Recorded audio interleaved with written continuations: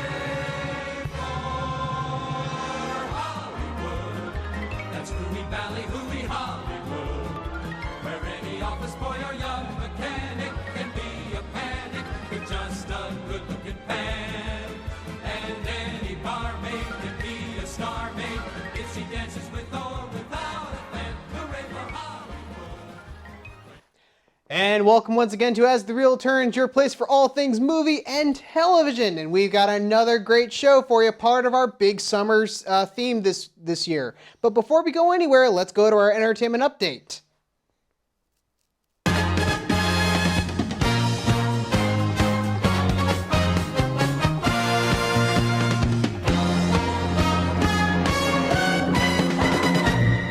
This is Ramen Head Media's Dylan Tavishan for your entertainment update.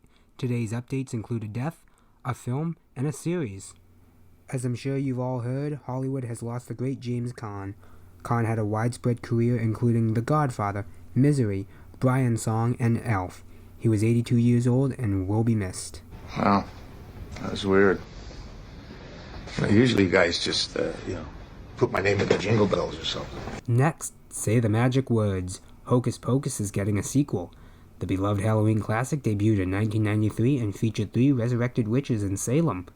Bette Midler, Sarah Jessica Parker, and Kathy Najimy are back as the Sanderson sisters this September on Disney+.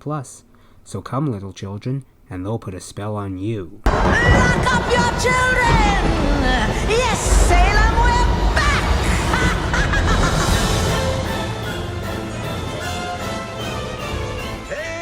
The Sanderson sisters. I bet you're looking for the stage. Always. Finally, for all you Middle-earth fans, if all the movies and books over the years weren't enough, now you can enjoy earlier adventures with The Lord of the Rings, The Rings of Power.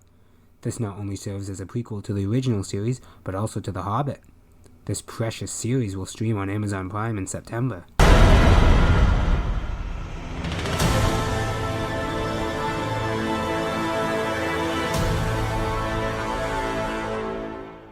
This has been Ramen Head Media's Dylan Tavishan for your entertainment update. Back to you.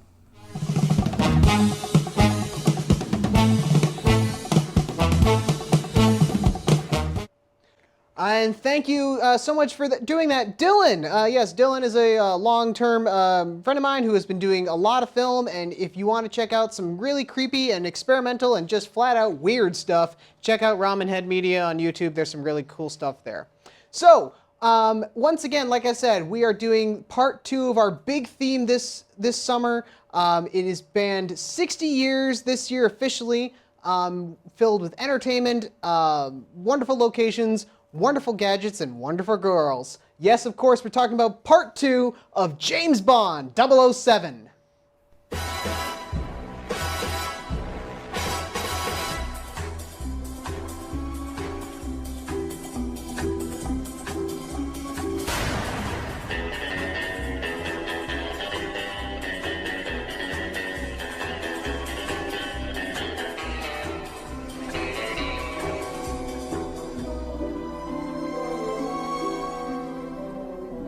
Yes, how can you not love James Bond? It is, once again, the official franchise, the Eon Productions franchise, like we talked about in part 1, has spanned 60 years this year, so it's pretty cool to see that. And if you haven't seen part 1 of our James Bond summer series, check out part 1, which is all about Sean Connery and George Lazenby. Now, We're going to be talking about, as you saw there, the third and the fourth Bond, Roger Moore and Timothy Dalton. And we have the same guy who we talked about Connery and Lazenby with from last time. We have my good friend Christy Riley, who is a big Bond fan and who actually knows about the Bond franchise. So thank you for joining us, Christy. Glad to be here. Yes, absolutely. So you were here when we talked about Connery and Lazenby, and we talked about how Connery kind of began the role, cemented the role, and kind of produced a template for all the actors to follow. We then got Lazenby's one and only Bond film after Connery stopped the first time. You had some words to say about that, and many did as well. But I do, and then Connery came back after that. But I do want to say, check out Connery and Lazenby's films. Some are good, some are passable, but you know what? Hey, it's James Bond. You can't argue with it all the time.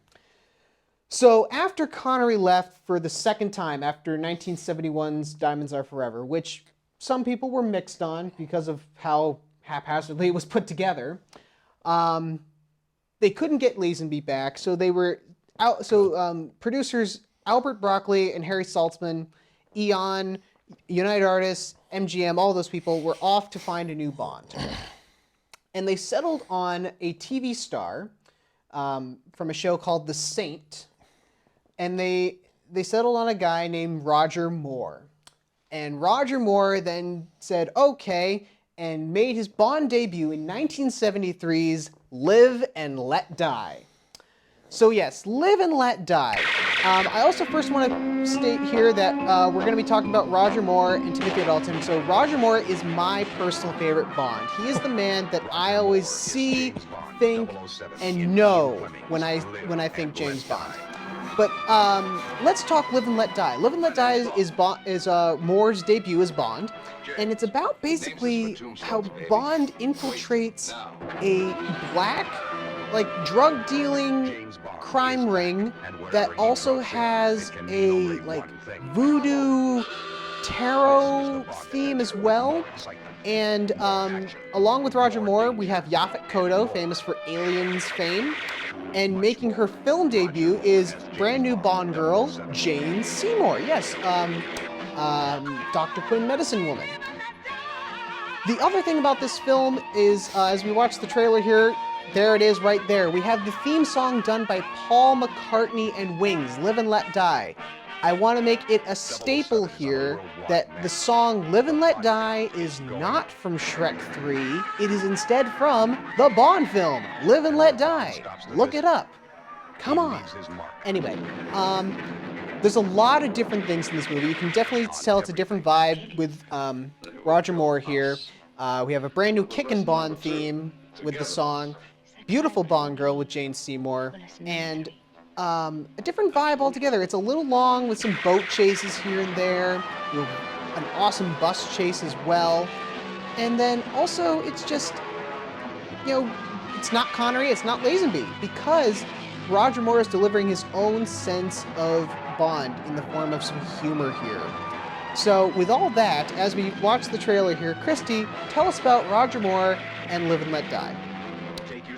Roger Moore, objectively the second worst James Bond Ouch. Of all time. Ouch. I give him credit. He rolled with it for too long, is what I'll say. Fair enough point. I will say, Live and Let Die. It's been a long time since I've seen it, but J.W. Pepper, he was pretty. There he is. He was very funny. If not, probably would not fly today. No. He also, I also love Yaphet Kotto in this. I love him in whatever he does. He just passed away, God bless his soul, but I've seen him in plenty of stuff. Alien, this was the first movie I saw him in. Yeah. He was excellent in Midnight Run, and he, of course, was excellent in the Homicide TV show. He's great in that, and he's always, it's hard to see him so young. He was I think he's the youngest main Bond villain. Is he really? And he was in his early 30s, and he was also the first black Bond villain. Yes, that's true. Having, the idea of an all-black villain cast, that's different. We'd never seen that before, and I kind of like that. And, the idea of having we know James Bond about now. We have spies and voodoo and tarot things, because that's what Jane Seymour was. She was a tarot card reader. Yeah, the Bond should never have a supernatural theme. That's a big no.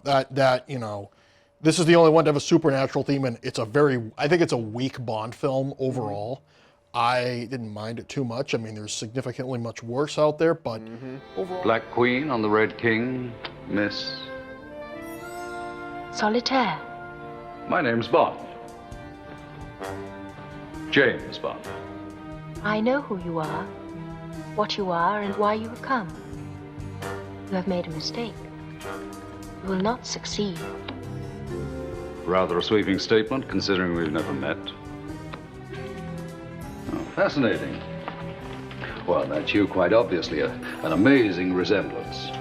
Tell me, am I in there as well? Pick a card. Turn it over. You have found yourself. You turn Mr. Big into a literal balloon at the end. Yes, no. the shark capsule. You know, that just, like, you look at him and you're like, okay, that's a balloon. That's not a person. I mean, limitations of the time, but still. That's between Solitaire, myself, and Kananga. I'll tell him when I see him. You ain't gonna see the sunlight unless you answer me. I had no idea you were so frightened of him. Did you touch her? When I see Kananga. Right.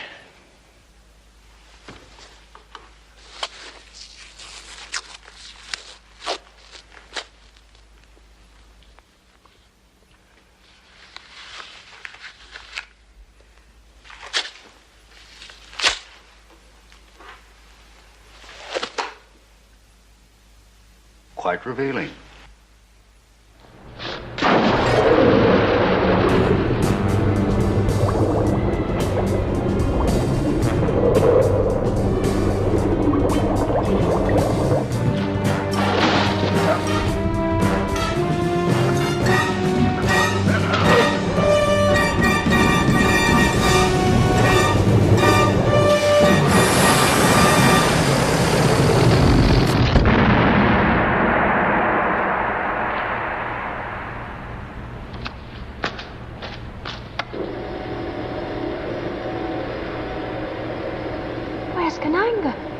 Did have an inflated opinion of himself. Yeah, I mean, there are some really good scenes in this. I mean, I like that final fight scene. There's a scene at an alligator farm where Bond has to run across alligators' backs, which is pretty funny. Yeah, that was interesting. Great train scenes with one of the henchmen known as Teehee. He has a mechanical arm. Mr. Bond, it's good to see you again.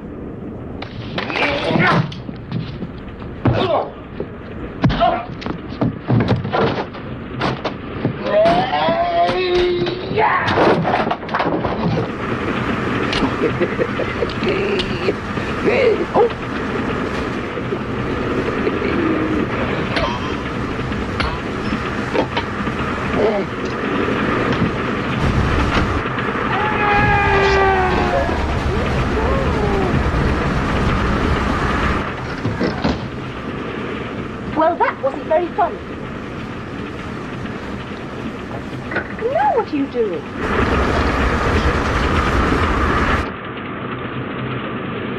Just being disarming, darling. And then, honestly, one of my favorite Bond henchmen of all time, Baron Samedi, played by Jeffrey Holder from the 7-Up commercials.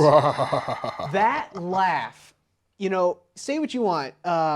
Any of the Jokers from Batman, any villain you can think of. This guy, Jeffrey Holder, has one of the best evil laughs I've ever heard. Very deep. Ever heard.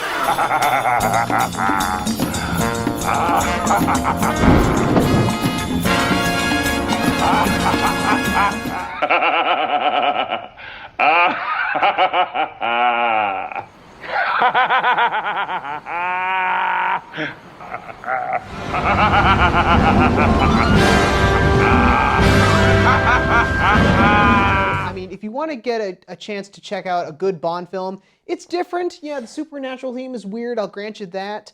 but there's a lot of fun lines, and don't be fooled. You're not seeing Q for a reason, because in the Fleming book, Q was out of it. So they said, Desmond, take a hike for this one. Oh well, but that's okay. But yeah, check out Live and Let Die.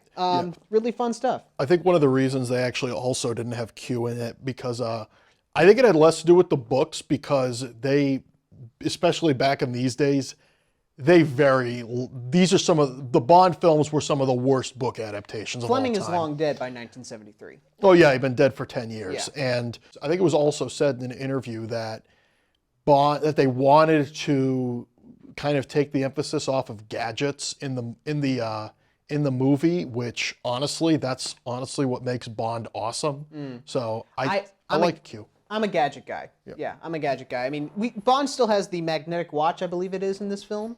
I think so. Yeah, but that's okay. Yeah, Live and Let Die. Give it a chance. Give it a watch. I think it's a good one. And giving this as Roger's debut, not too bad. But if this ever-changing world in which we live in makes you give in and cry, say live and let die.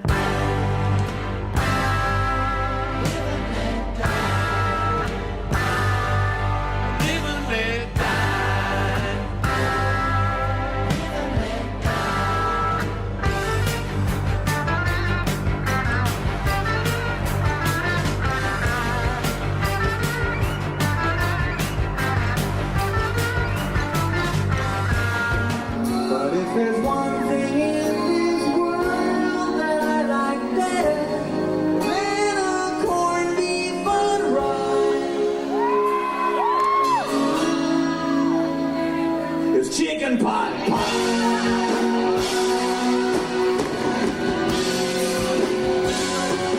Chicken pot pie.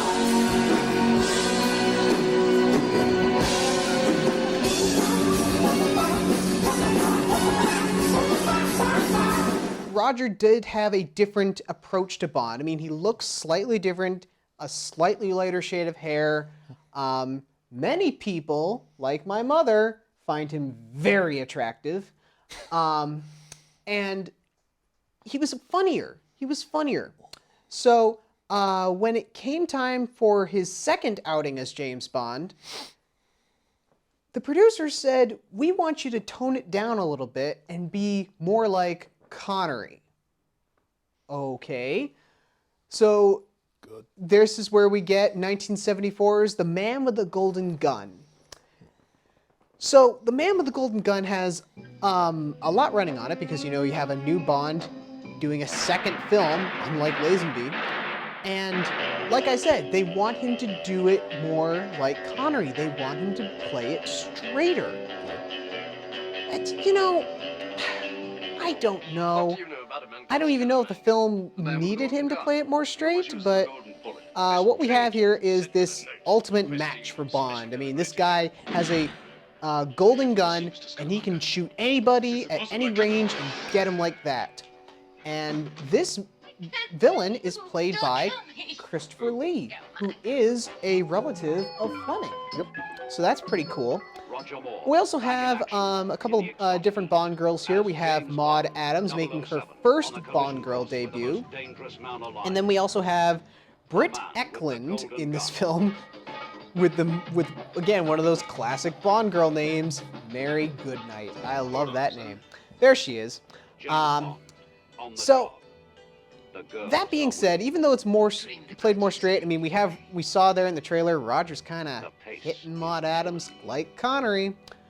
How do we feel about Man with the Golden Gun? Do you think they needed Roger to tone it down, or do you think he just should have stayed the way people know and love him as? She should have toned it down, not just for this film, but for all of them. I mean, Connery was it's okay to make it your own thing, your own person. It's okay to make your own character with Bond, except Moore was way too over the top. It was too screwball comedy, and Man with the Golden Gun, though, I think it's a criminally underrated Bond. I mean, you get J.W. Pepper back. J.W. Pepper's there. I like that. I mean, Britt Eklund's beautiful. She is. love, and of course Christopher Lee I think Christopher Lee was born to be a Bond villain. Oh, absolutely. I mean, he is excellent, and I mean, I'll be honest, the third nipple is kind of ridiculous. Yeah, but that's right. He has a third nipple. overall, I mean, this is much better than Live and Let Die. However, it's not saying much. So. Yeah, I mean, you know, I find this being the Roger Moore film that I watched the least, just because I feel like I'm watching a different actor. They've really made him different, and also, yeah, we have I'm gonna say his name wrong. Hervé Villechaize. I always say his name wrong. Famous from Fantasy Island in this film as well, for playing Knick Knack. Absolutely. So yeah, no, Man with the Golden Gun, it does seem weaker to me. You say it's underrated, so maybe it's just different strokes for different folks. Personally, I like it a lot more than Live and Let Die, because Live and Let Die was too slow. I liked Man with the Golden Gun, you know, interesting plot, and overall, I mean, I liked it. It was interesting, and it's been years since I've seen all the Bond films, so this one I have fond memories of. You know... Oh, you're hurting my arm. I'll break it unless you tell me where those bullets go. No, I can't. Try. They'll kill me. Who? Ah! I can't tell you. Ah. Go, man, go. Oh. You see what you can do when you try? This is another thing. In Live and Let Die, we have the music done by a composer named George Martin, but in this one, we have the return of John Barry, longtime Bond composer. So music is always a great thing when it comes to James Bond.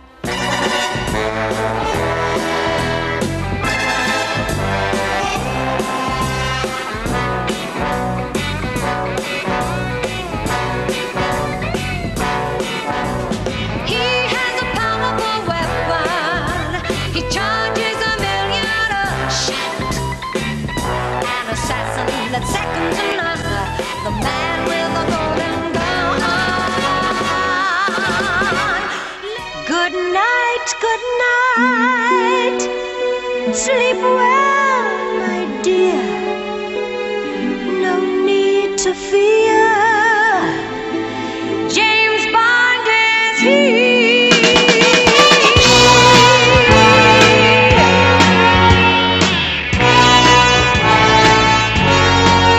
So Man with the Golden Gun, if you want to check it out, definitely check that out. But if you've seen any of the other Roger Moore films before this one, keep in mind it's a little different because, well, they just told him to do different stuff. Still check it out. Yeah, absolutely. still check it out. Yeah.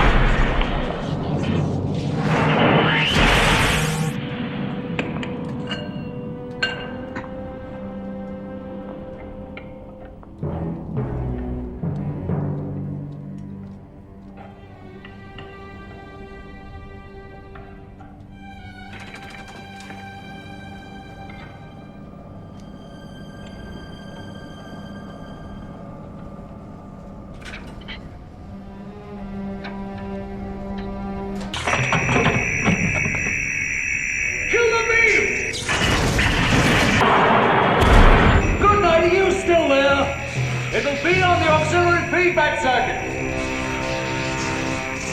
Computer, interlock, is that it? Just push every damn button, will you?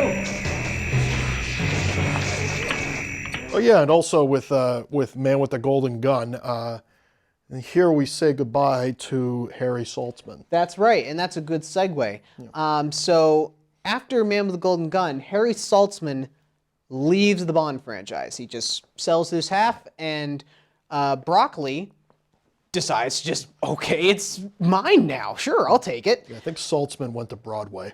Oh, is that it? I did not know that. So...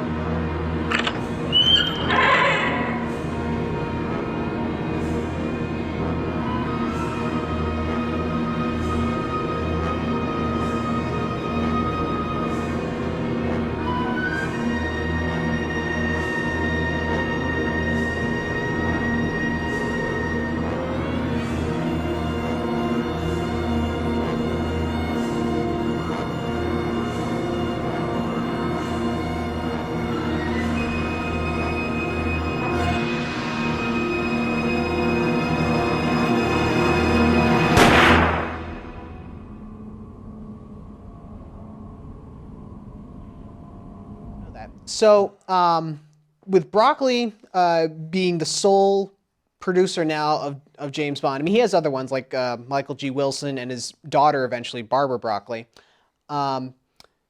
He says, okay, let's do the next one, and let's bring Roger back to the way that he was in Live and Let Die, or even a tad more. Enter 1977's The Spy Who Loved Me. Now, this is the time where, and you're hearing here in the trailer, one of the best renditions of the Bond theme, Bond 77, done by Marvin Hamlish, like a disco vibe, very cool. This is the film where, this is like, they say, this is Roger Moore's magnum opus. This is the best one he's ever done. He looks great. The plot is great. Everything's great about it. Fair enough points. I like this movie a lot. So what happens in it is we have this villain here played by Kurt Jurgens, and basically he has this underwater city he wants to do. He kind of wants to make like massive earthquakes or something like that. It can get a little confusing on what he wants to do. But the major thing about this film is we have Bond, a British secret agent, working with Anya, who is a Russian Secret Service agent. And she's played by the beautiful Barbara Bach. And basically the film centers around how they work together and how they work together. And here, of course, you have one of the most famous moments in all of Bondom, the underwater car. That's an all-time classic. And I think 3, 2, 1, there he is, the introduction of one of the classic henchmen, Jaws, a giant man who has metal teeth.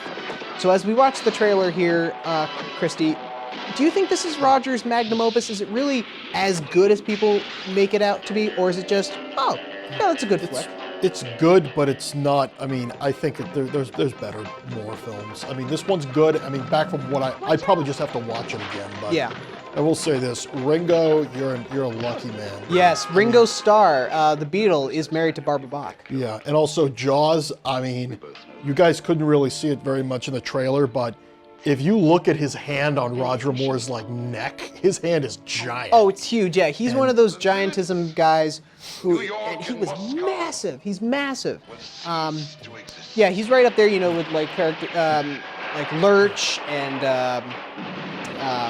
He's bigger than Lurch. He's bigger than Lurch, but you know, people like that who have that disease. So it's, but no, I like this movie. I think it's. Again, it's a different feel, because I think now that Broccoli's the sole producer, it feels different.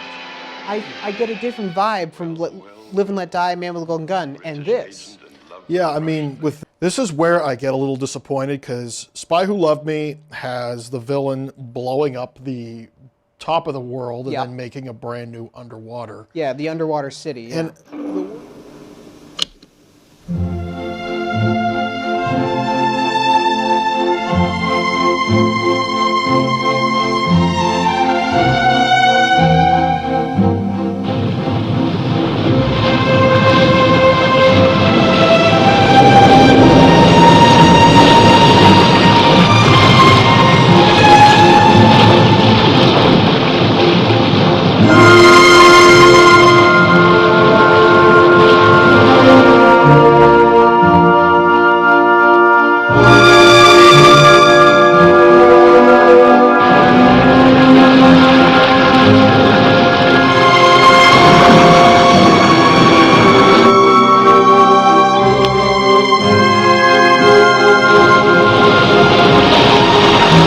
here's the problem. From this point, what? He's a weak villain. Well, it's not that, for me at least, because I can't really remember. But from this point on, the rest, this is why I'm very critical of Roger Moore. Every plot afterward is copy and pasted. It is villain is going to destroy the world. Now Bond has to save the day. Yes, sir. The lady'll have a Bacardi on the rocks. For the gentleman, vodka martini, shaken, not stirred. Touche. Commander James Bond, recruited to the British Secret Service from the Royal Navy, licensed to kill, and has done so on numerous occasions. Many lady friends, but married only once. Wife killed. All right, you've made your point. You're sensitive, Mr. Bond. About certain things, yes. We have entered a new era of Anglo-Soviet cooperation. And as a sign of Russian good faith, I'm prepared to make available to you the microfilm recovered by Agent XXX. Don't bother with it, then. It's useless. But, you know, honestly, that's what every parody does as well. You know, villain destroys world, Bond saves the day. You know, a lot of people do that.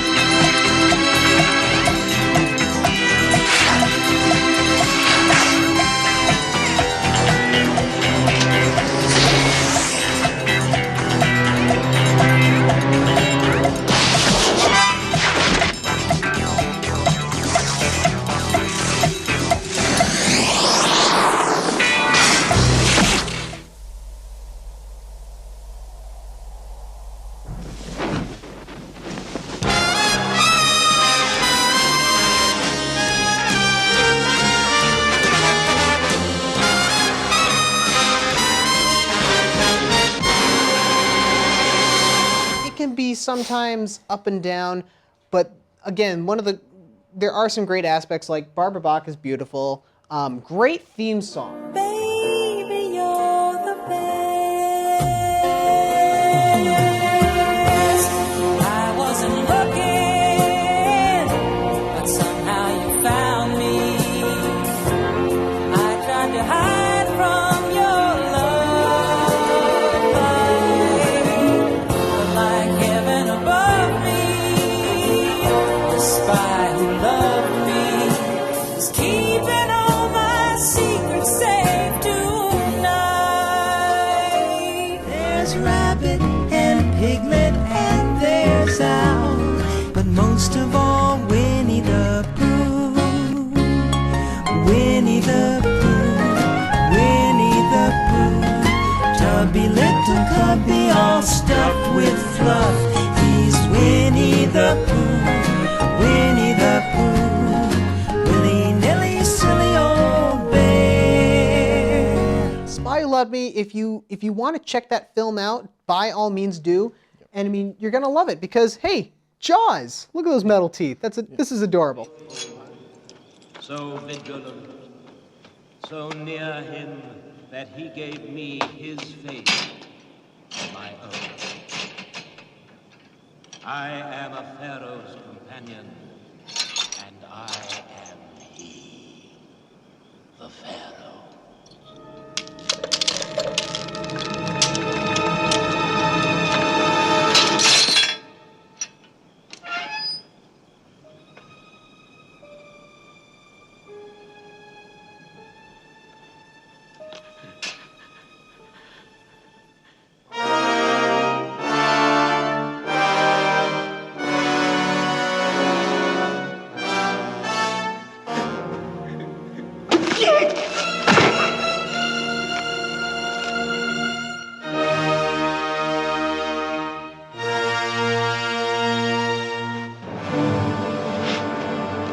This is the tomb of Cheops. So, 1977, you think about a couple things in that year, in entertainment-wise. One, you think of Spy Who Loved Me, ding. Two, you think of the death of Elvis. Now, The Spy Who Loved Me actually was the last film that Elvis saw, which is pretty cool, I think. Yeah. Because he passed on another big film from that year, a little project called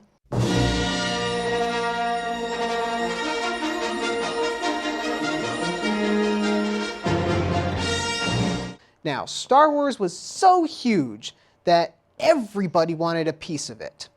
And so, a couple years later, 1979, that was what I call the year of the sci-fi strike back. We get the start of a big franchise called Alien. That's pretty big from what I've heard. We get one sci-fi franchise's film debut, Star Trek The Motion Picture. We all know how that went well. And At the end of The Spy Who Loved Me, they said, we'll see you in For Your Eyes Only, but no, they wanted a bite of the sci-fi bug as well. So they decided to deliver, and they decided to give us Moonraker.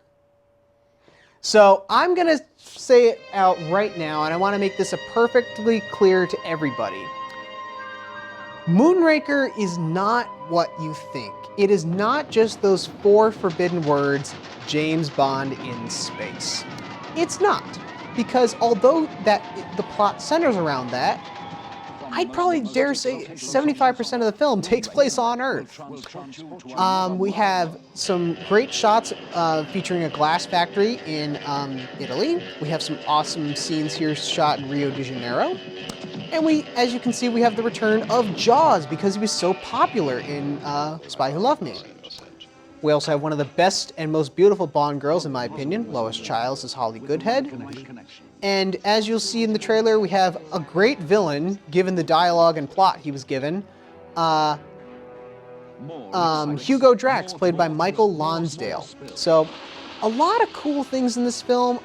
A pretty good John Barry score, actually one of his praised ones for the space scenes. And, okay, yeah, is the main idea to have a villain create a super race in space? Yes, but Christy, as we watch the trailer here, is Moonraker that bad? Is it really just James Bond in space? Yep. Or is there more to it? Well, I mean, it is. I mean, even though he's not in space as much, I mean, honestly, I was not a big. I mean, I didn't really like this film. I mean, I thought, again, it's a copy and paste plot. And obviously, yeah.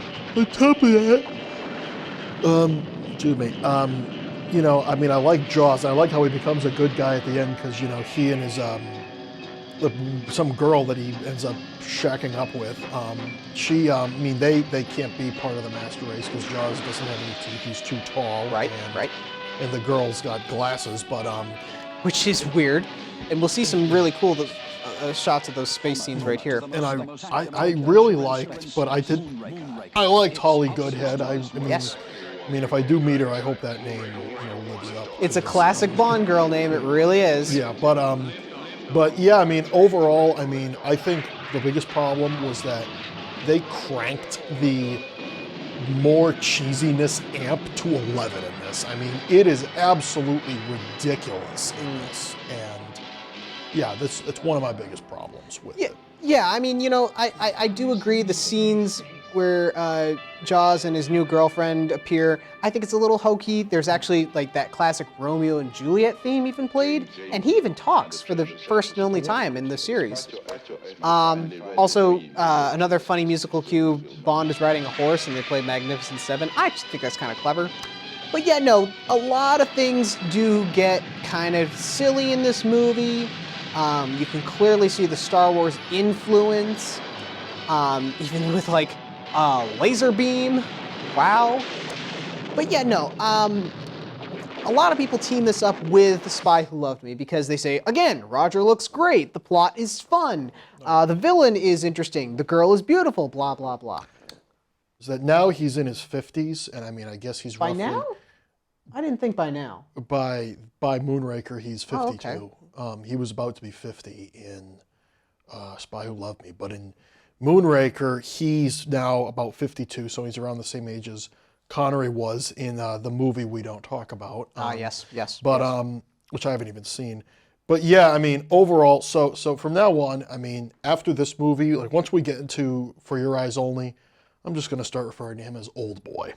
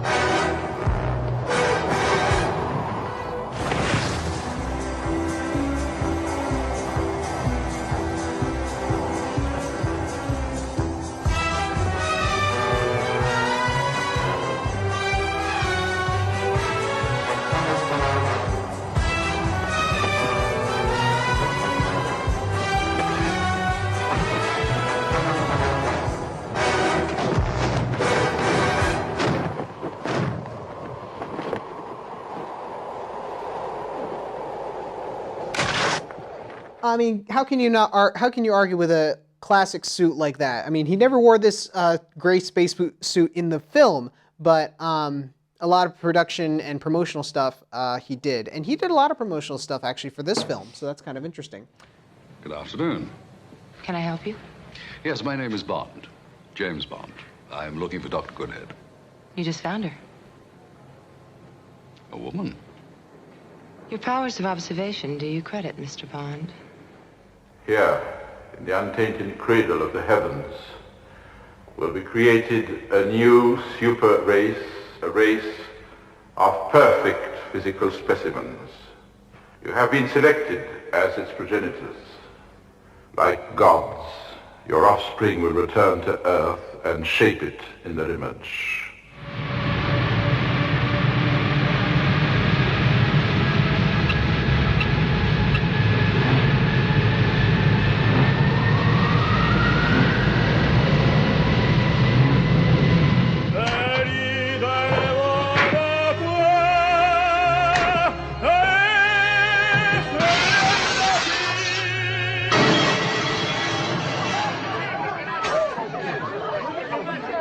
Play it again, son.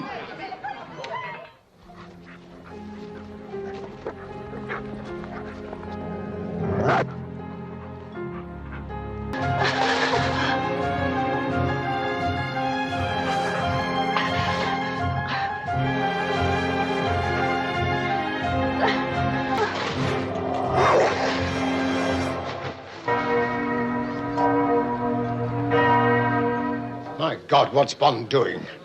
I think he's attempting re-entry, sir. James, I think it may be time to go home. take me around the world one more time. Why not?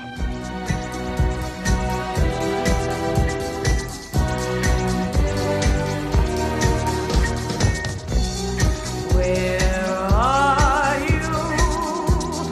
Why do you hide? Where is that moonlight trail that leads to your side? Just like the moonraker goes in search of his dream of gold. So yeah, no. Oh well, Roger's gone. He doesn't want to talk about Moonraker either. So what happened was, yeah, people weren't necessarily happy with Moonraker. They were like, what happened here? So literally and figuratively, Broccoli said, we got to pull him down to earth, back down to earth. And they decided to step back and give us a more grounded plot with slightly even darker plot. Good. And thus we actually fulfilled the promise of The Spy Who Loved Me. We got For Your Eyes Only. I went for a long time saying this was my all-time favorite Bond film. For Your Why? Eyes Only. Because it was that good. It's Roger Moore as the influence Roger Moore James Bond puts in another great performance. This is, again, I agree, starting in the slightest to show his age. In the slightest. We have another beautiful girl in the form of Melina, played by, I'm going to say it wrong, Carol Bouquet, I think? Yeah. And we have, okay, probably the most confusing villain here. Julian Glover, famous from Indiana Jones and the Last Crusade, playing Christados.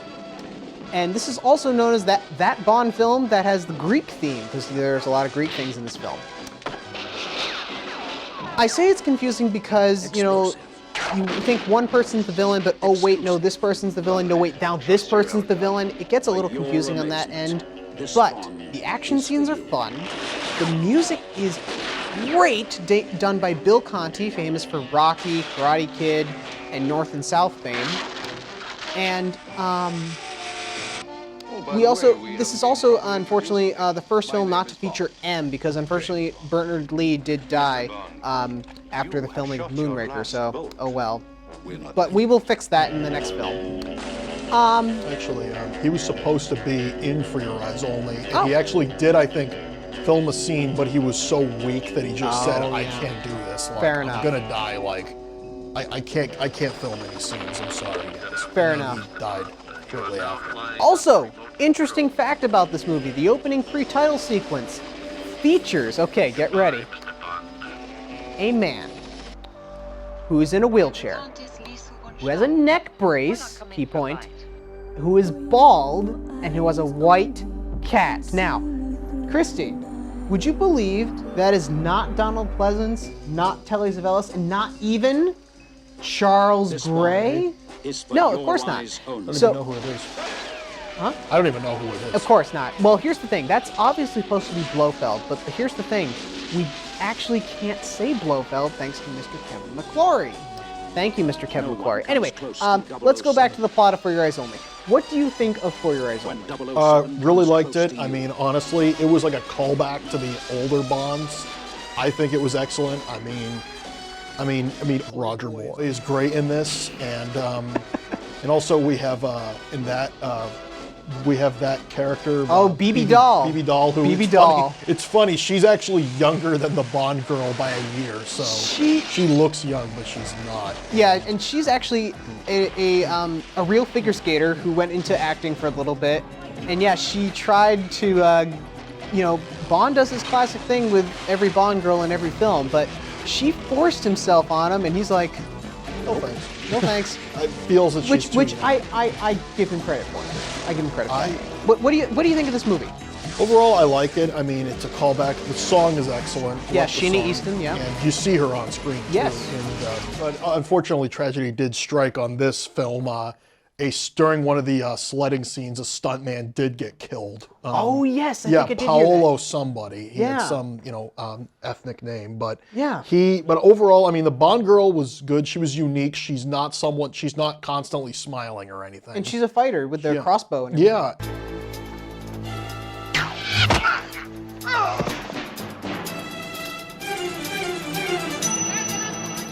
The thing about it, and this is the biggest problem, I looked at, and you see in the trailer when they're tied up together. And Yes.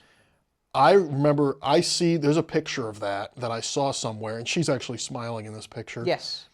I look at this picture, and I'm like, it looks like father and daughter. Oh, yeah. So...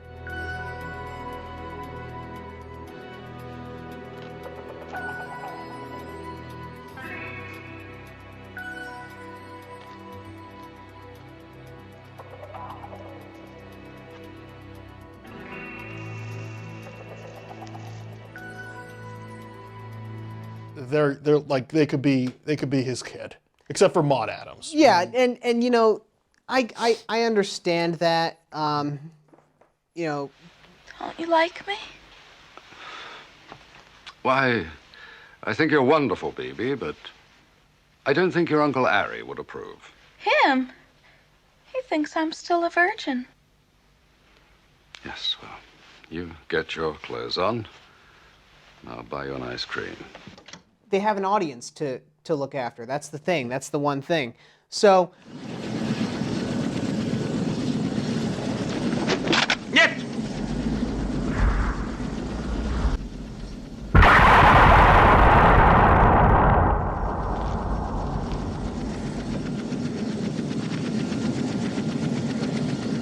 That's détente, comrade. You don't have it. I don't have it.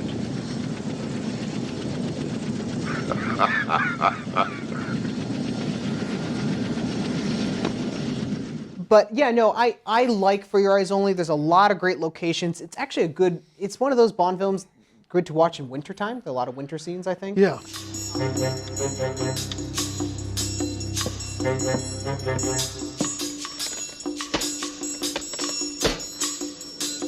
Tu dov'è il casco? Guarda.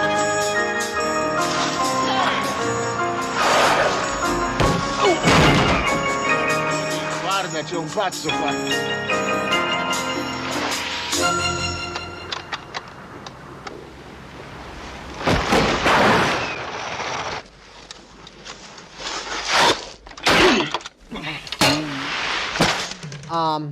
But yeah, no, and actually the only Bond film to actually feature sort of Margaret Thatcher.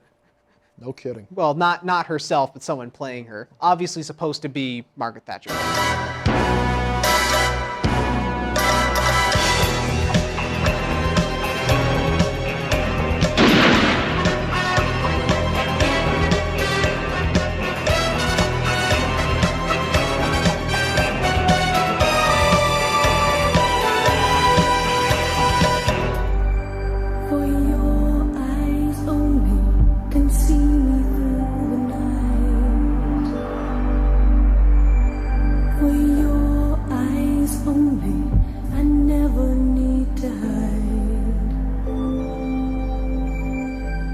So yeah, For Your Eyes Only, check it out. For Your Eyes Only, darling. One of those great films to come out of 1981, like another big adventure film that we'll talk about in a later episode. Anyway, so yeah, this was during a time where Roger was thinking of retiring the role. He had 5 big films. That's pretty good. But here's the problem. 1983 comes around, and we will talk about this film more in depth in a later episode, but rival company comes around with a rival producer and picks up the very first Bond, Mr. Sean Connery. And they say, we're gonna make a Bond film and it's gonna be great. Well, wasn't that great. So, and Eon Productions was having plans to make their next Bond film. So it became the year called the Battle of the Bonds. And they knew if they wanted to go after Connery, they couldn't recast Bond quite yet. So they said, Roger, would you please come back? We need you to fight off Sean Connery. He said, okay.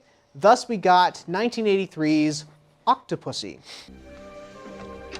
I wondered when you might arrive. So you are the mysterious Octopussy. And you are James Bond, 007 licensed to kill. Am I to be your target for tonight? Well, not necessarily. Now, many people consider this not necessarily maybe Roger's best, but one of the best Bond films out there. A lot of people put it in there and just say, oh, it's a great romp of a Bond film. And yeah, here's where we finally get Roger Moore is James Bond. He's been there so long.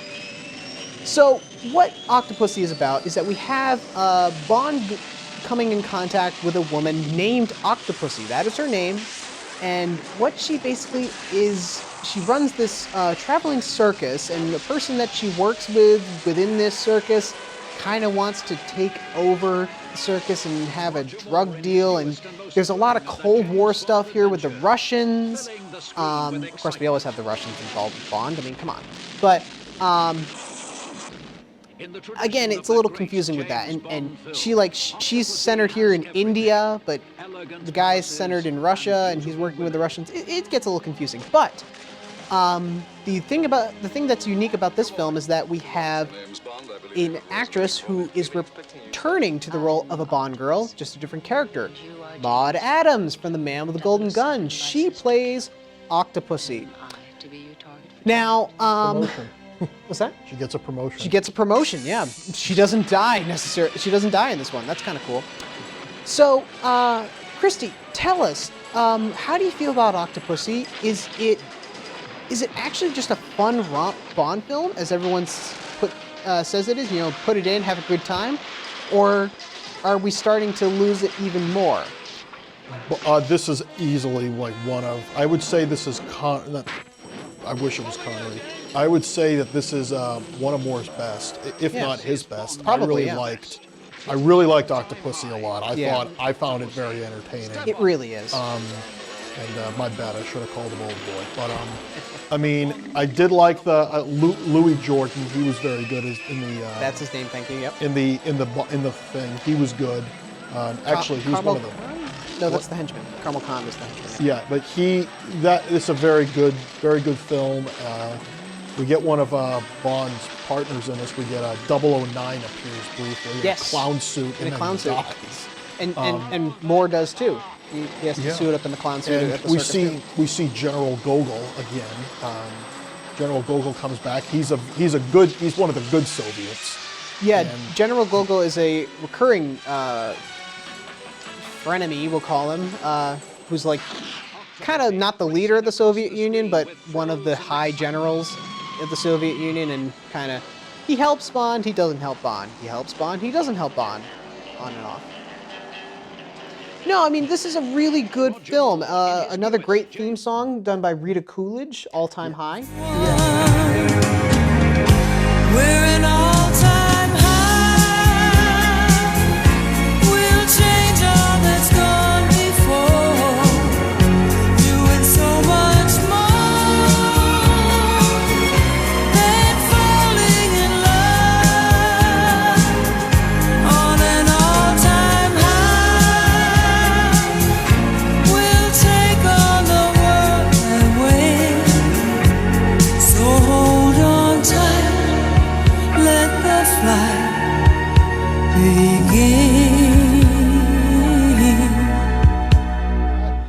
To be honest, I wasn't a big fan. I thought it was okay. Wasn't a big fan, to be honest. The first Bond theme not to feature the name of the film.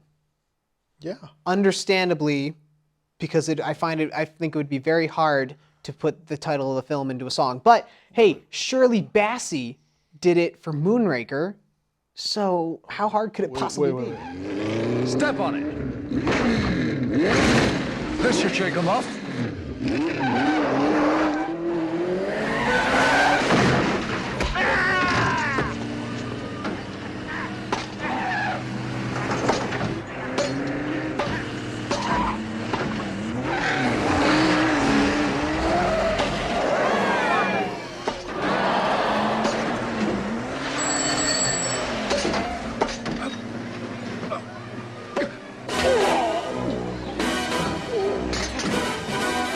But yeah, no, I personally like Octopussy. I think it's a really fun film, and yeah, no, I think it really does work as one of Moore's good films. Now, Head him off! Head him off!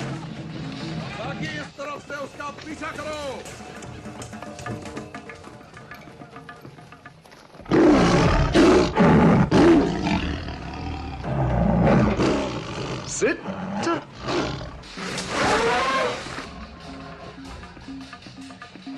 Buddy, come on. Oh, hey, give me some room. Get back. Thank you. Hey, you all right, buddy? I'm fine. Are you with our group? No, ma'am, I'm with the economy tour. when it came time, so obviously this one won the Battle of the Bonds because it was more successful. Preset for a 4-hour delay. Set time for the explosion here. To activate, insert. Let me go, damn it! There's a bomb in there! Let me go!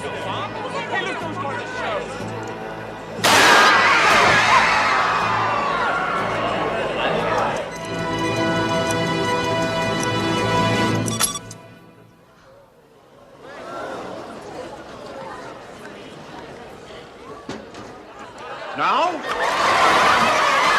Thank you very much. You did a great job, sir. Where was Kamal going? Back to India. Yeah, Roger was looking a little old now.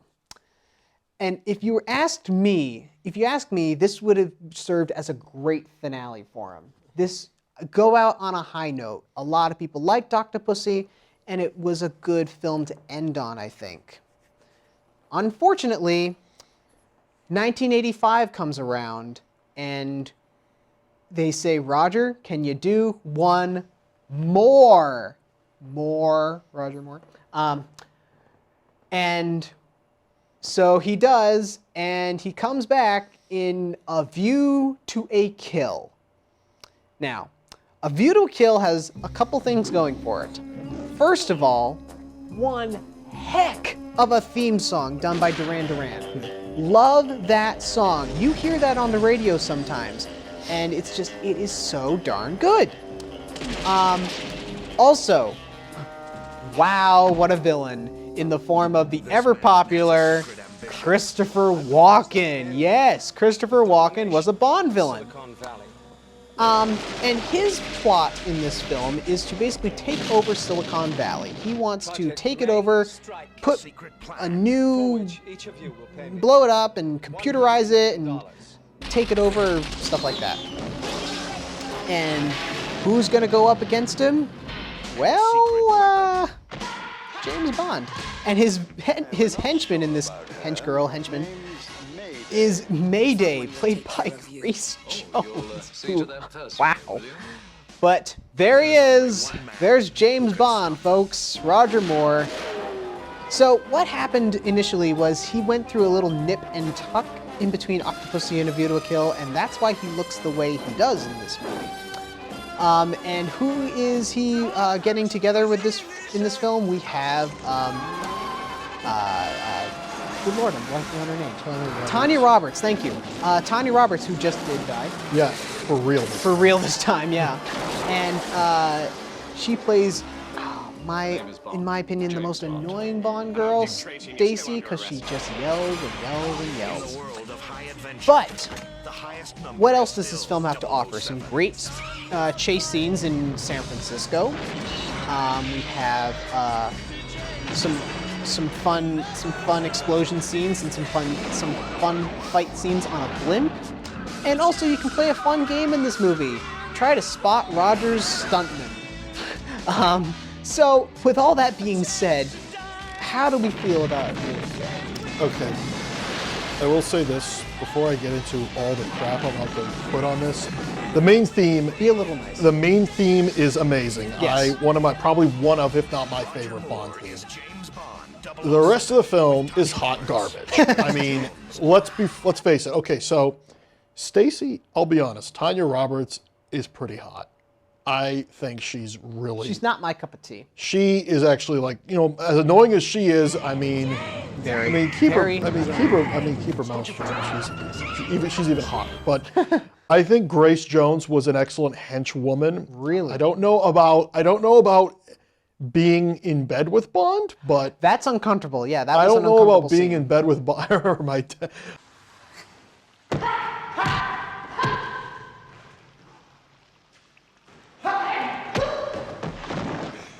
Keep your guard up higher and retain your balance. I mean, personally, I liked her as a henchwoman. She was good. She reminded me of, she was like a really kick-ass one. And I also didn't mind. This was her first film. Push! Push! Jump! I have to hold the brake off! Jump! Death soaring for me! Lady! Jump! Only seconds to go. Lady, jump!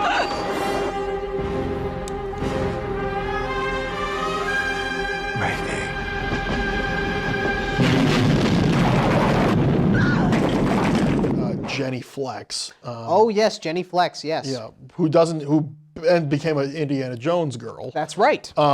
She was beautiful. Maybe not so much in View to a Kill, but classic Bond. I will say this: A View to a Kill. It's not from A View to a Kill, as Octopussy misleadingly told us. Yes. But overall, oh my God, he's too old. Moneypenny's too old. They're the same age. Come on, Fluke! Move your ass! Who's number one? The grey with him? That's Pegasus, Zorin's horse. Oh!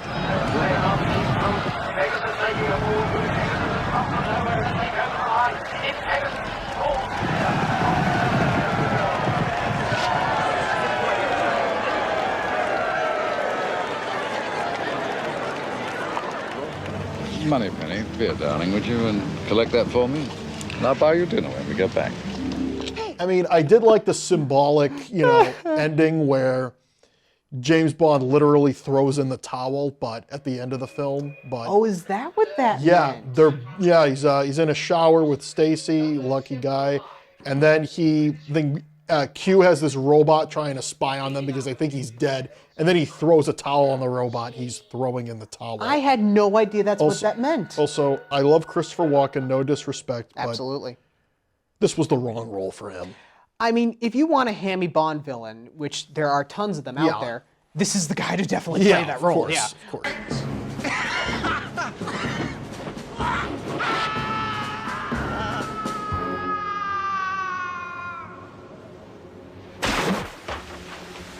James! But I watched this just not too long ago, and I'm watching it, and I'm saying to myself, it could be so much better. It could be so much better, but I say the music's great, the villain's fun, Roger's doing his best, and there are some good lines in there here and there. Well, actually, Captain, I'm with the British Secret Service. The name is Bond. James Bond. Is he? Are you? Yes. And I'm Dick Tracy, and you're still under arrest. But it's in the bottom 3 Bond films. Oh, absolutely. It's in the bottom 3. I mean, and I will say this, another thing, it's you said something about Spot, the stunt Spot double. the stuntman.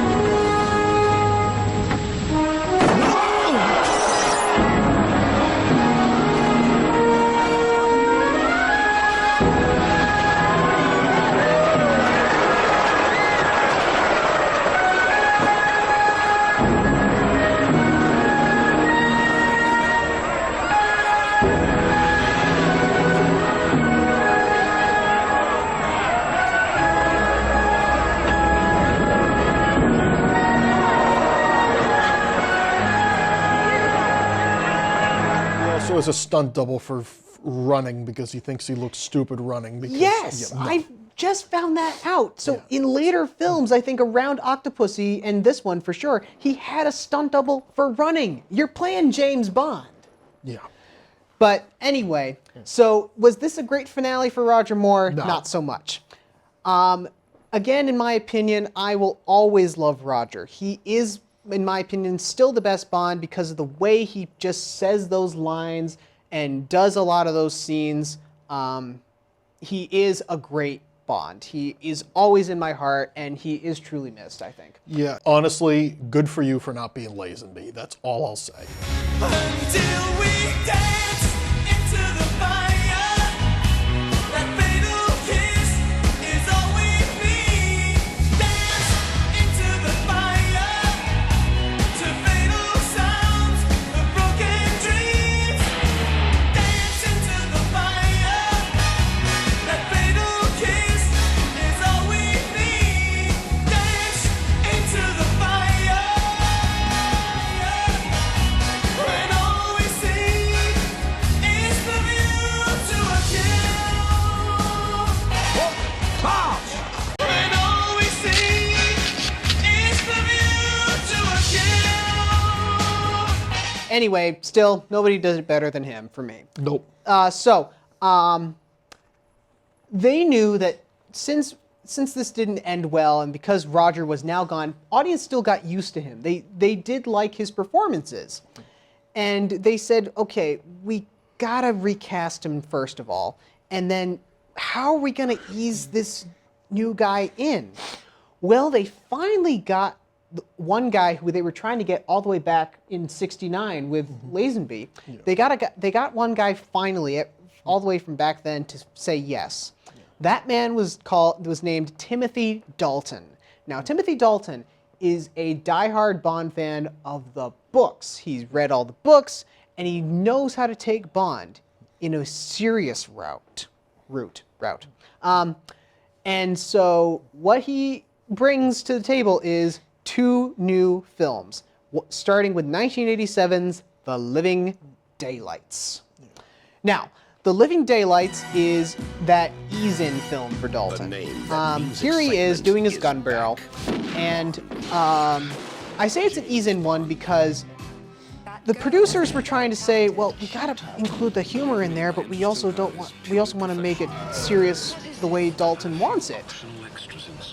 Now, sometimes that works, sometimes that doesn't. But for me, and a lot of people, I know some fans, talking to you, Chris, at the bookstore, don't like Dalton. But, dare I say, he puts in a heck of a performance in these films, starting with Living Daylights. Here we have, again, another confusing villain plot. We have, like, one villain who wants to do an opium deal in Afghanistan, but he's also working with the Russians. It gets confusing. They go on every single continent. Every single continent, yeah. But we also have new Bond girl, Cara Malovi, played by Maram Dabo. We have a couple different villains. Yorgi, played, I forget his name, who plays him, but I will make sure to make a note of that. And even Joe Don Baker makes his first Bond appearance. And another kickin' theme song done by, you're gonna love this, folks, done by the band Aha. Yes, the band that you always hear.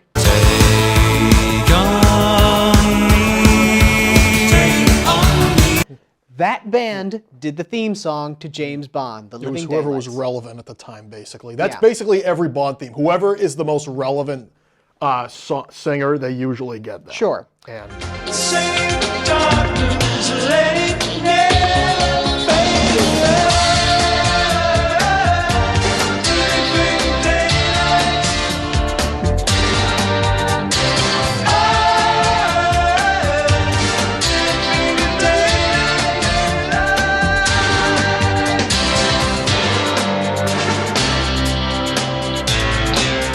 yeah. This is also John Barry's final James Bond composition, and he actually makes his one and only Bond cameo as a what? Conductor in an orchestra. How cute. So tell us about The Living Daylights. Do you like, first of all, tell us about Timothy Dalton and then The Living Daylights. I absolutely love The Living Daylights. I love both of Dalton's films. I think here. Dalton is a criminal. Most people will agree with me. Dalton is a criminally underrated James Bond. Agreed. People back in the people who grew up in the 70s kind of, they usually look at Sean Connery as, oh, he was the one who set the precedence. He's great. Sure. They have a soft spot for Roger Moore because they grew up with him. Sure. They don't know who the hell what's his name is. Yeah, they don't. And all these people all say, when I say Timothy Dalton, they're all like, oh, no. But if only I could find a real man.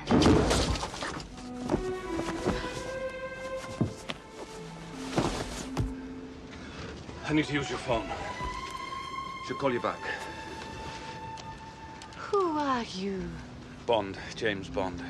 Exercise Control 007 here. I'll report in an hour. Won't you join me? Better make that two. But Timothy Dalton's great. He really is. I love Timothy Dalton's probably the third best James Bond. Agreed. That's where I put him too, The actually. third best. Let's not go there yet. Let's stay on Living Daylights. Yeah, let's not go there. But, you know, I could go on and on. But with Living Daylights, I love Timothy Dalton. I will say this, though, speaking as a guy, I would say he was probably the ugliest Bond, in my personal opinion. But,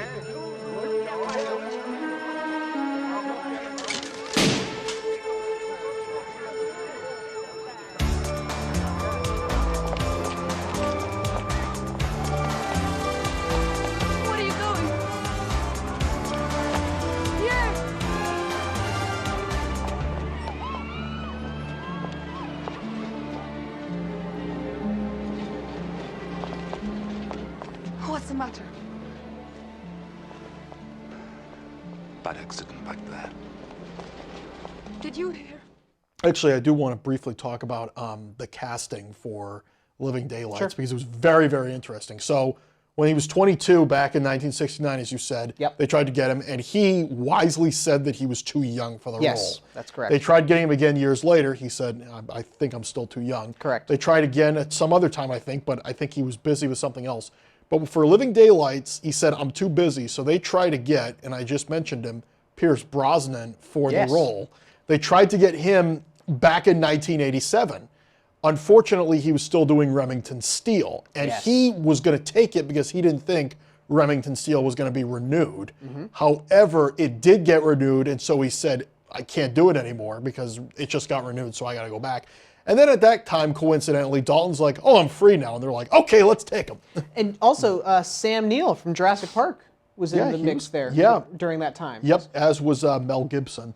Oh, God. Yeah, he was, they said that because he was not, I mean, I could see him being Bond, but I can't see him now. No, thank you, there's a screen test, very small one, of Sam Neill, so check that out if you want to check that out. But Ask Records to monitor Czech publication and news services for me. See if they can find any mention of a woman cellist at the Conservatoire in Bratislava. I didn't know you were such a music lover, James. Anytime you want to drop by and listen to my Barry Manilow collection. I like The Living Daylights a lot. I mean, the chemistry between Dalton and Kara, Marim Dabo, is very good. A lot of people would say she's annoying like Stacy was because she, she gets a little clumsy and hits the wrong button and stuff like that. But You were fantastic. We're free. Cara, we're inside a Russian airbase in the middle of Afghanistan. I tried the small key.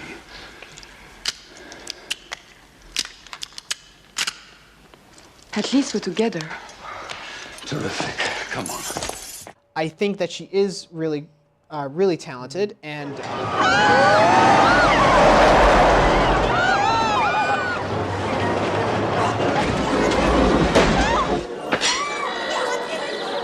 No more. This one.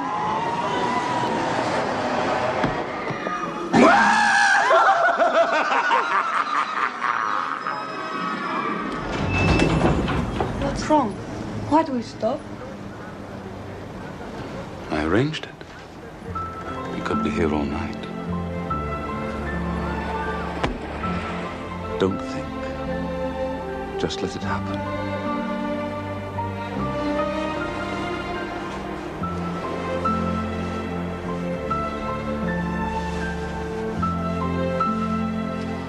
I like a lot of the scenes where she has her cello. The cello is the key part of this movie. And a great scene is when they're sledding down in the cello case and away from the villains. That's a great scene. I love that.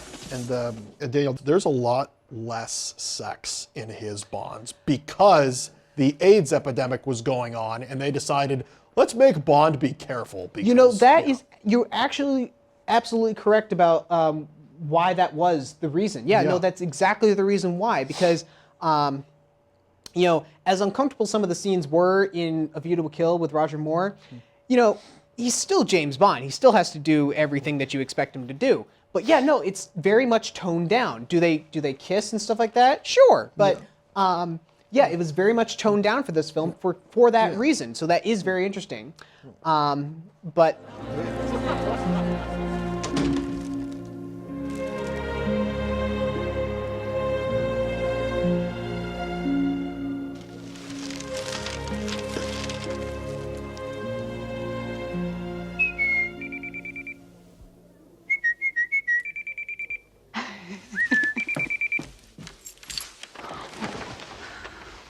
You didn't think I'd miss this performance, did you?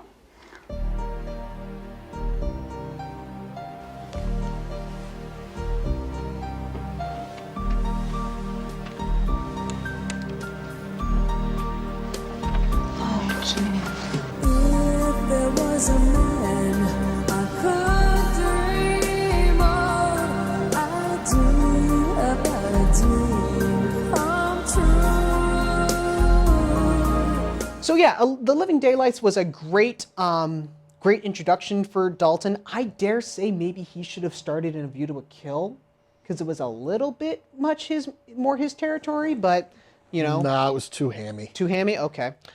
But they still thought, well, Living Daylights was still too light. Still, you know, it's toned down and it's darker, or actually not darker, but more serious. But we want to make it even more serious. Stay where you are. Get down on your knees. Put your hands behind your back. So, come 1989, the best year for films, I say sometimes, and we get the most serious, the most dark, and the most toned-down Bond film to that date, 1989's License to Kill. Now, I am going to make a bold statement here. First of all, I love this. First of all, I love this teaser trailer. Second of all, I freaking love License to Kill. Same. I'm sorry, it's so darn good. I love it. So, I pitched it as a more serious and more toned down and darker Bond film. It is, but they knew how to keep that formula alive so that you still would know you're watching a good old-fashioned Bond film. Great Bond girls in the form of Talisa Soto, I believe her name is, who plays Loopy. Carrie Lowell as Pam Bouvier, gorgeous. Yep, she eventually went on to Law and Order. That's right. And heck of a Bond villain played by Robert Davi, Fran Sanchez, and now again, does Dalton order a martini? Yes, he does. Does he drink it? Yes, he does. Does he make out with the girls? Yes, he does. Does he have puns? Yes, he does. Does he have great action scenes and gadgets? Yes, he does. The formula is there. It's still a great Bond film, and one of the best scores ever done by Michael Kamen, I think.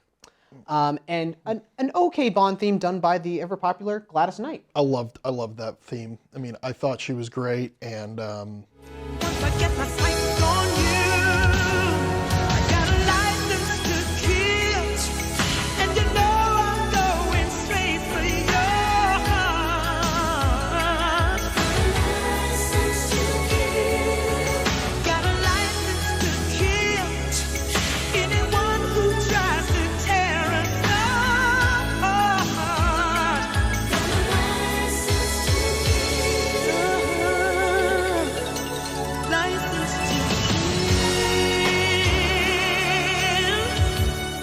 And the other thing about License to Kill, it's a lot more serious. First PG-13 rated Bond. Yep. The plot is basically a drug dealing. Sanchez is a drug lord. We all make mistakes. Your escapades are getting more creative. Por favor, Franz. Not a word.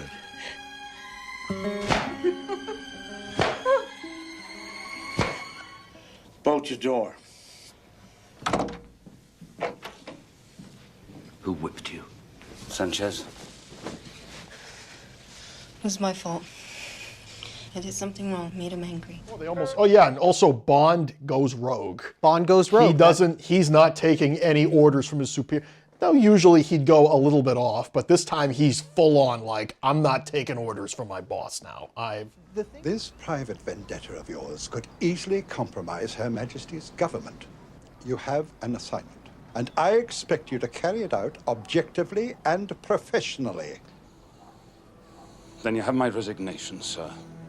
We're not a country club, 007. Effective immediately. Your license to kill is revoked, and I require you to hand over your weapon. Now. Farewell to arms.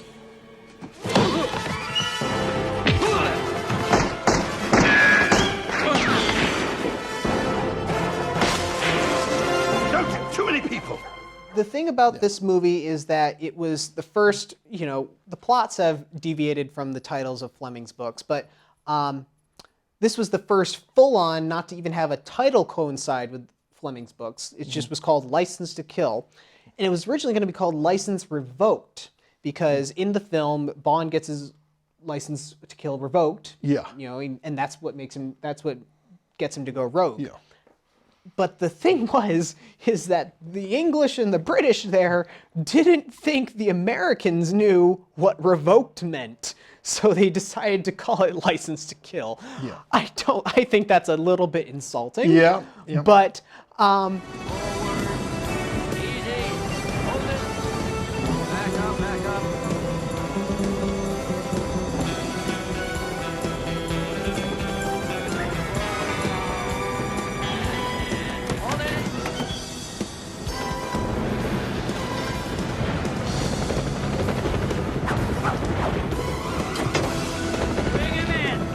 Take the load.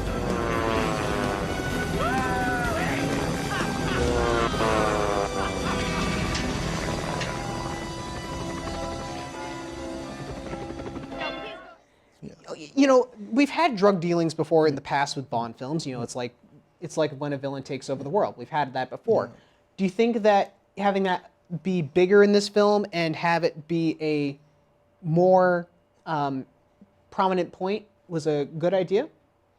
Yeah, I think it was a step in the right direction, and it really set the precedent for the Bond films in the future and today. You know, set the precedent for Brosnan and for Craig, and for people who like Craig. Sorry, for people who like Craig out there. Now, I'm not a Craig fan, but for people who do like Craig, would you say, hey, why don't you give Dalton a chance, especially this one?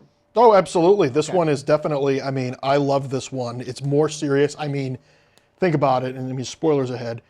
You know, Felix almost dies. Yes, Felix and returns. before that, the drug dealers, they kill his newlywed wife. Yes. And it's just, oh my, I mean, there's a lot of serious stuff going on. And, you know, and here's the thing, but Carrie Lowell was great. Yep. And as was, you know, Talisa Soto. Yep. It's experience.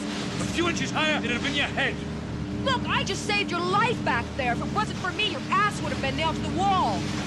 You saved my life. Yes. Now, why don't you wait until you're asked? Well, why don't you ask me?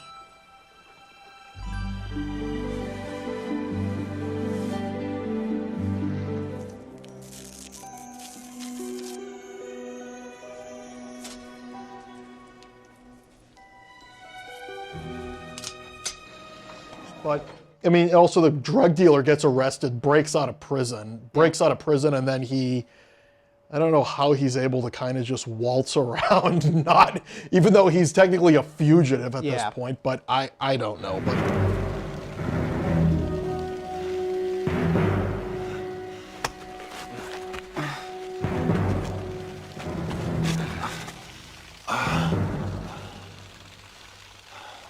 You could have had everything.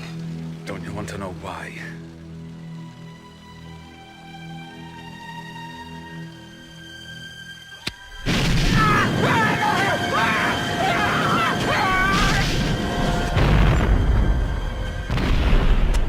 But overall, excellent Bond film, and I it was think a so. step in the right direction. Yeah. Unfortunately, due to contract issues, we never got another Dalton adventure. This would be his second and final film in the franchise. This was like the last Bond film for a long time until part 3 of this series. Overall, excellent Bond film, and I it was think a so. step in the right direction. Yeah. Unfortunately, due to contract issues, we never got another Dalton adventure. This would be his second and final film in the franchise. This was like the last Bond film for a long time until part 3 of this series comes around.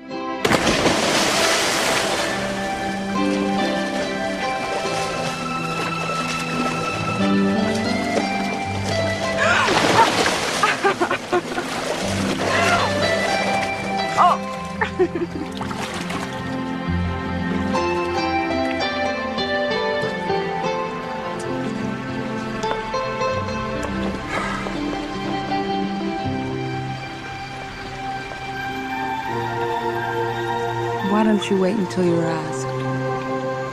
So why don't you ask me?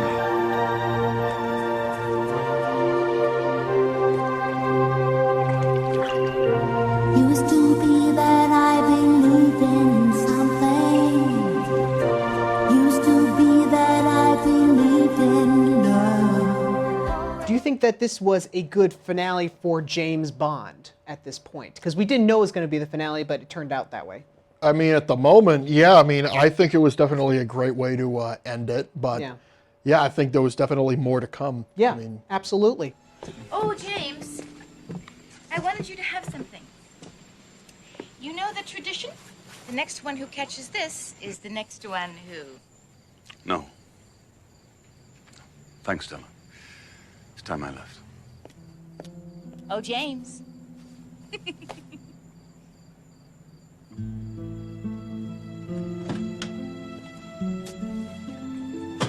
Did I say something wrong? He was married once, but it was a long time ago. Well, hey, Christy, I can't thank you again for coming on to the show. We talked a lot about some great Bond films, some not so great Bond films, but let me tell you this. Out of all of these, please go watch them. You will enjoy them. For fans who have never seen a James Bond film, there are some great ones to start out with.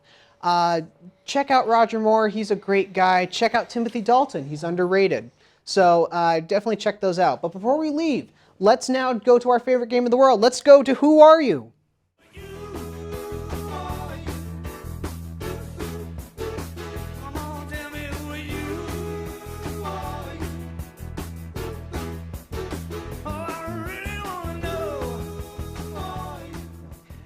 All right, so Christy, you know how this game goes, obviously. You were on the radio show before, which is pretty awesome.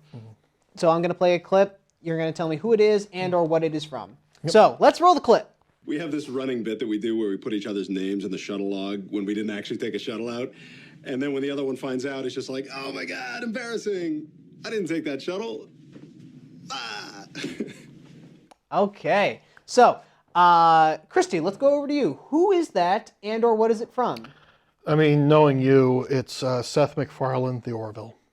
And you know, our tech guru, wizard, man of the hour, Matt also said Seth MacFarlane, but he said Family Guy because he's saying it's the Star Wars thing from Family Guy. But let's see, is it Seth MacFarlane from something? We have this running bit that we do. It's Seth MacFarlane from The Orville. Yes. When we didn't actually take a shuttle out. Honestly, one of my all-time favorite Seth MacFarlane projects. This is one of two that I support him on. That and his singing career. But yeah, no, Seth MacFarlane from The Orville, which has its new season on right now. So check that out. That's pretty cool. Christy, thank you again for coming on. Glad to be here. I do want to give you a quick plug. You actually just helped out on a TV show. What was that? That was America's Test Kitchen: The Next Generation. It'll be premiering early 2023. Look at you. Look at you. Well, hey, give them my number. Let them know I'm free, okay? If you love James Bond, I want to give a quick shout out for Calvin Dyson, Bond Reviewer on YouTube. He does a lot of great Bond stuff. Also to the Bond Bulletin YouTube channel, which is going to be doing a 60th anniversary documentary featuring some sound bites from me. So how cool is that? Also, if you want some more weird Bond stuff, I am actually writing a series of books called the 007 00 Soletti Missions, which are a series of books starring James Bond and his American sidekick, 00 Soletti. They're really fun. I've done audiobooks. They're all on the YouTube channel. And my name is Dan Soletti. Until part 3 of James Bond, that is a wrap. If you're looking for trouble, well, you better think twice. 007's gonna